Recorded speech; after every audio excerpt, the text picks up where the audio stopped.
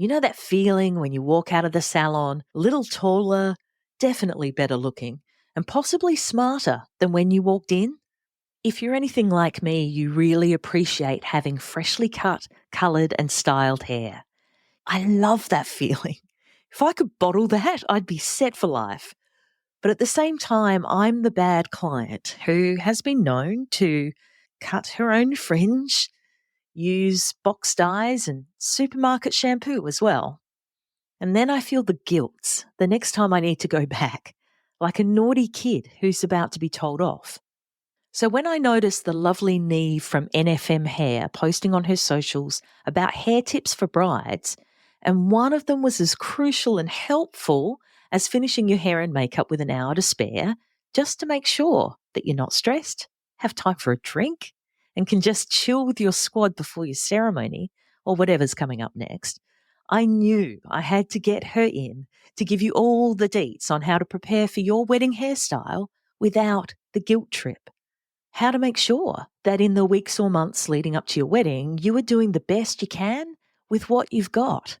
Today you'll learn when and how it's best to start preparing your hair for your wedding, all about heat protection and preventative strategies to alleviate damage, whether you should wash your hair the night before your wedding and what that means for your stylist, and how to pick your alternate or plan B hairstyle just in case the wind, humidity or rain is not playing ball on the day. Plus, because I just can't help myself, I also asked Neve about supermarket versus salon-grade products, and I think you'll be surprised to hear what she has to say about that.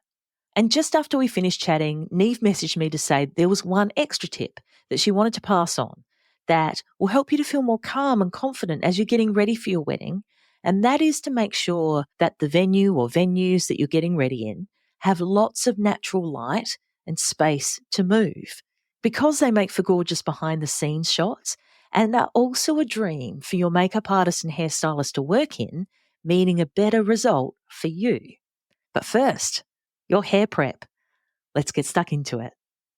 Unbridely is a community of pro-wedding vendors who believe in freedom and integrity in weddings, giving you options, solutions, tips and tricks to create the experience and memories that you and your fiancé really want and deserve. Because we believe that weddings are a team sport. With how-tos, stories and interviews with recently married couples, we find out what went right and what they'd change if they could go back and do it all over again. I'm Camille and welcome to the Unbridely podcast. Hi Neve, so good to chat with you. Hi, how you going? Yeah, I'm doing really well. How's your day? Yeah, it's been beautiful, thank you. Despite the weather, it's been quite grizzly. So today we're going to talk about the hairstylist side and all of your experience in that. But before we get into all that, basically, Neve, can you tell our listener who the hell you are and what you do? Absolutely. I am NFM Hair. I have been hairstyling in bridal world for the last 6 years, but I've been styling hair for over 8 years.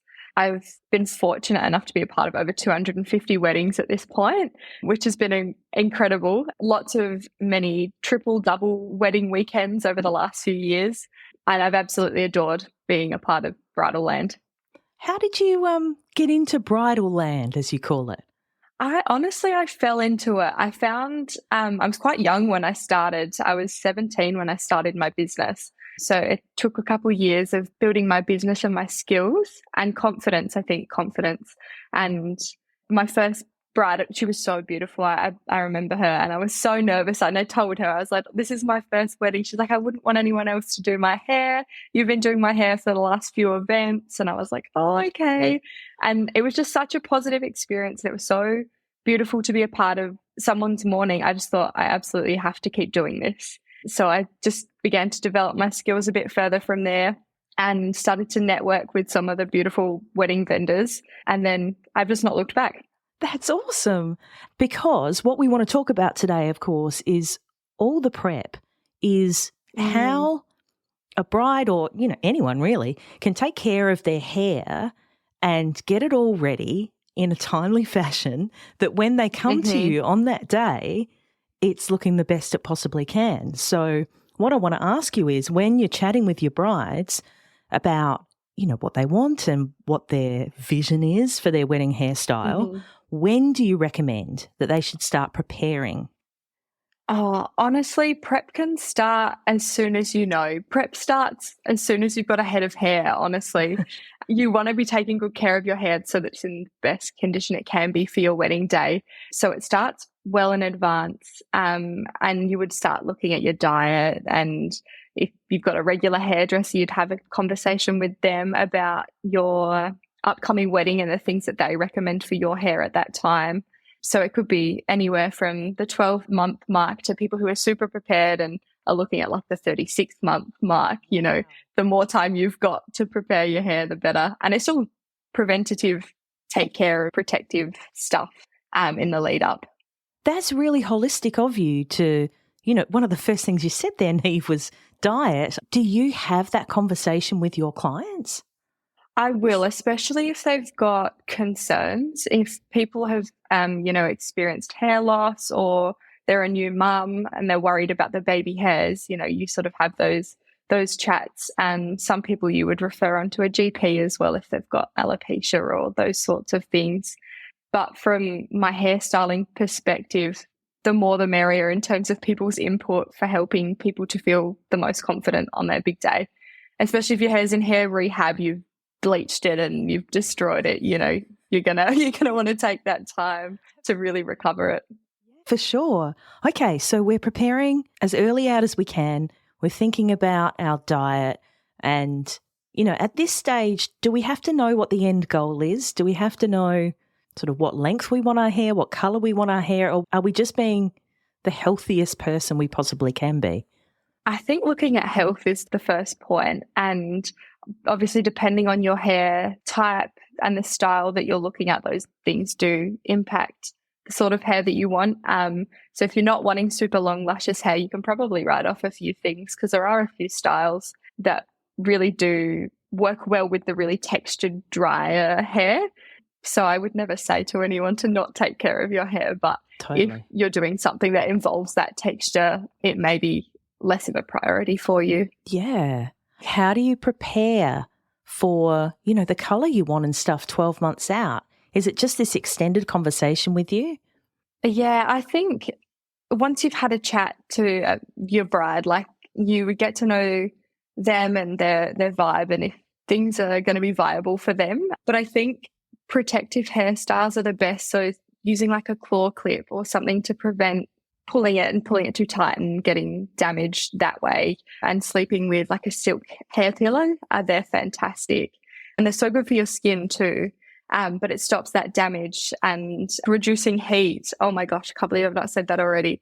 Reducing heat, that is my number one favorite tip. So what are we, okay, tell us specifically, what are we talking about, Neve? So if you are an everyday hair dry blower, I would try to reduce that as much as possible. Or if you absolutely can't get away with not doing that, just don't straighten it again after, just the one application of heat to try and protect it.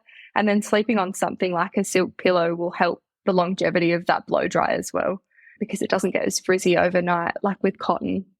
Okay, what about, are there certain shampoos, conditioners, treatments? What if your bride's someone like me and like goes out to the supermarket and gets something off the shelf at Woolies? Like, are you going to disown them? Is that really bad? No way. I would never disown you, honestly. Whatever's available to you is going to be what works best for you. And I would never knock someone for purchasing something that is what's available to them at the moment. But if you do have a regular hairdresser and you've got a really good relationship and you know that they're not trying to just upsell you, committing to salon grade products will save you the cost of other products in the future. So using what your hairdresser uses on you, what they sell in the hairdressers, definitely recommended, because they spend that time with you getting to know your head and your hair follicles and what works for you. And you're in that chair for so long, you can have those really open and honest conversations with your hairdresser. When is too late? Say someone's listening and they are a bit like me and they just get whatever's on special every week. Yeah. Oops. Your hair still looks very healthy. You're doing well. We're doing good tonight. We're looking shiny. We're doing good. But let's say that they've done that up until now. Like, is it ever not worth it? Is it ever too late to, use the good stuff and get some volume and shine? It's never too late. Even the wash before the wedding night could be the best wash you do in your life, and that will still absolutely make a difference. Okay. Oh, that gives people hope. Yeah, 100%. And your hairdresser, if you've picked someone who knows you and knows your head of hair, they're going to make whatever works for you work for you on that day. But you do have to be mindful of those things. If you've got an inspo picture of someone who's got the most luscious head of hair that you've ever seen in your life, but you've got like rugrat sprouts, you've really got to compare the picture with something realistic for yourself. Yeah. Yeah. I heard that recently, Neve, actually.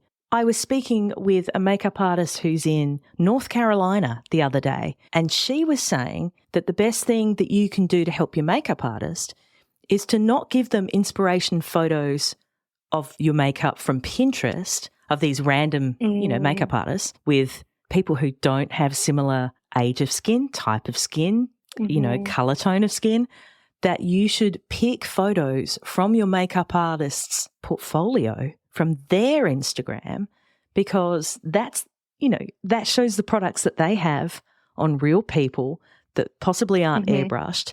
Is that advantageous for a hairdresser too? Yeah, 100%. If you are looking at inspo pictures, and even if you are on Pinterest, which Pinterest can be incredible and an awesome tool for finding inspiration, but a lot of them, like you said, can be airbrushed or they've been filled in. So just keeping that stuff in mind as well. But when the keywords that you search match your hair color and your hair type, you're way more likely to find something that's achievable for your hair and achievable for your hairstylist. And extra top tips, if you go to your hairstylist page and then you do that same thing, that same process on their page, wow, chef's kiss, absolutely beautiful. Yeah, right. Because then you've done it before, you know what it takes, and then you can have that chat with them, right, about, well, this might take some extensions to create or something along those lines, right? Yeah, absolutely. And you can say, because you've done that person's hair that is in that photo, you know what their hair was like before the after. So you can say, well, they actually had a weft in, have you considered that? Or we could get some clips. Or, they've been going to this hairdresser. Do you want the same sort of color to achieve that look as well? Because we have these awesome conversations with all of our brides. Everyone sits down in the chair and they just offload all of the information about everything. So we're just a wealth of all this knowledge. So please pick our brains.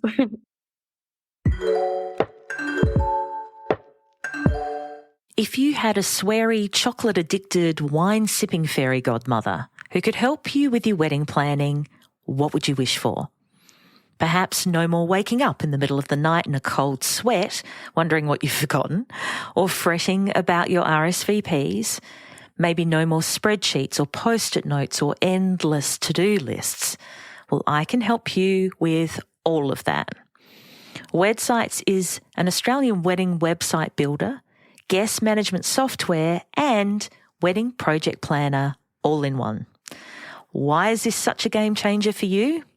Well, imagine everything to do with your wedding being in one place, updated in real time in the cloud, shareable to anyone else that's helping you, password protected for your guests, with notifications to tell you what needs to be done next and by when. It's amazing, right? I love how easy Websites is to set up and use, and how there are no ads on the platform yelling at you to spend more money on your wedding.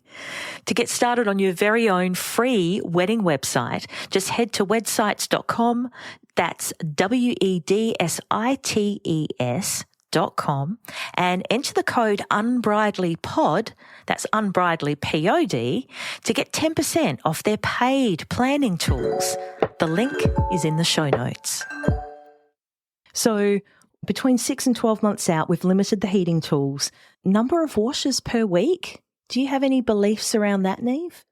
Not particularly. I feel like everyone's hair is so different that whatever works for you, continue to do.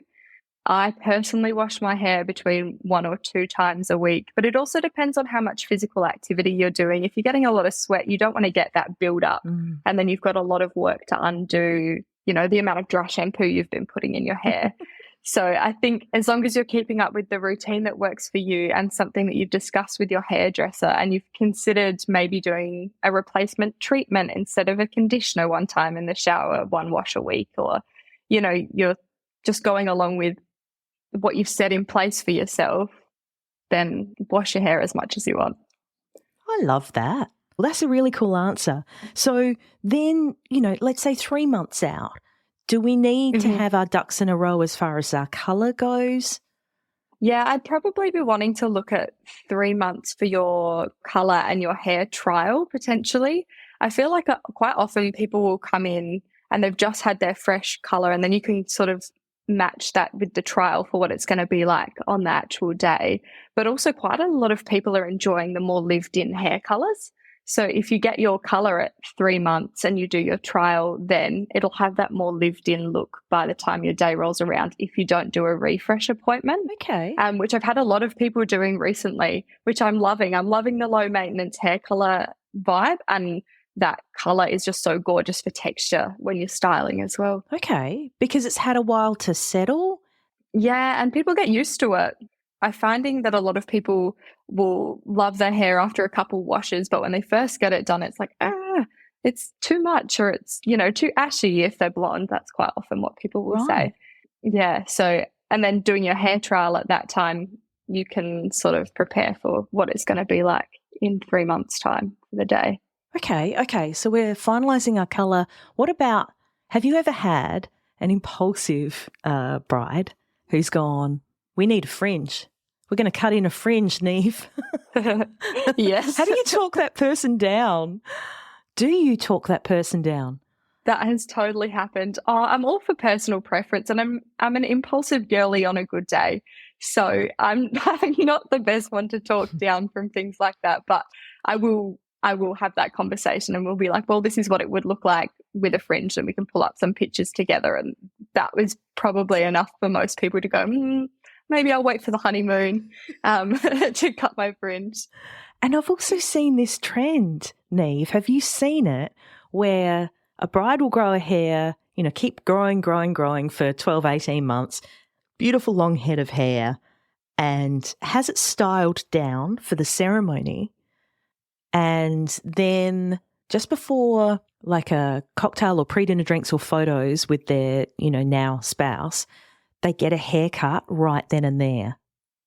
Oh, I've seen that. That is absolutely something that I would do myself. Really? It totally is. It totally is. That's great. Yeah, I think it's so fun. I'm all for it. Especially if you were growing your hair to have that look for your wedding day, but you would normally have it short. Off it goes. Get rid of it. It's so iconic. I think the trend's called forget a dress change, I want a hair change, or something along those lines. Yeah. I've seen it's all over my TikTok and Reels. I love it. But it's so extreme, isn't it? 100%. It's so fun. It's absolutely wild. So we've done hair trial, treatments, we've cut, or maybe not. Is there any other point in this lead up, just before the night before, any other tips? I would probably say if you are having face framing pieces for whatever style it is that you've got, that they are the length that you want them to be. If they're too long, it doesn't quite look right. So it might be worthwhile popping back into the hairdressers to get that trim redone for you. And I always recommend that for bridesmaids as well. I try to avoid any hair trimming on a wedding morning if I can, because that can result in impulse decisions. So I do suggest that brides and bridesmaids go and speak to their hairdressers about that face framing. And also if there's any dead ends, because dead ends don't look the nicest when they're styled. There's only so much you can do with the little bits that pop out. So getting a trim in probably about a month out from the wedding would be recommended. Nice. So it still settles, I'm guessing. And then, when I go and have my hair dyed, my hairdresser's, yelling at me going, don't you dare wash your hair for at least a day or two before I go in. But I've seen brides go in for their hair trial. They haven't washed their hair in days and days and days, and it's just lank with, excess oils. And there's nothing that their poor hairstylist can do with it. It's controversial, isn't it? It's tricky, isn't it? Like, where is the sweet spot for the bride Yeah. in, when she washes her hair before her wedding day? I think everyone, again, will know their hair the best. I like to open up the floor to have that conversation. Say, look, I recommend most people wash the night before or the day before, and that works for most people. But for some people, washing it the morning of will be the best outcome, because you can always dirty up hair with products. You can add texture spray. You can add anything waxy that you need to create that bit of extra texture, but you can't clean it with products. You know, you can add dry shampoo, but it still has that film. It's not the same as proper clean hair. So yeah, that's definitely a controversial one. I feel like for the longest time we were all told that, you know, you have to leave your hair dirty, but there's such a fine line between dirty and good styling dirty that it's just not worth it on the wedding morning to push it. And the last thing you want to do is you've got your makeup done and you've gone to sit in the chair and I'm like, oh, it's really dirty. It's not going to hold. It's heavy. Dirt is heavy. And I finally understood. I was trying to do my daughter's hair for a little party a couple of weekends back. I always went, how bad can it be that a hairstylist can't make, you know, dirty hair work? And then I tried my daughter's and I just looked at her and I went, this is so dirty. This is so greasy that I can't even put a wave in it. Like it just. It's so limp. It doesn't hold. Yeah. And nobody wants to feel like their hair's glued to their head. It's not a positive experience. It's usually not the look that anyone's going for. No. And if it is, go for it. Leave your dirty hair. No judgment.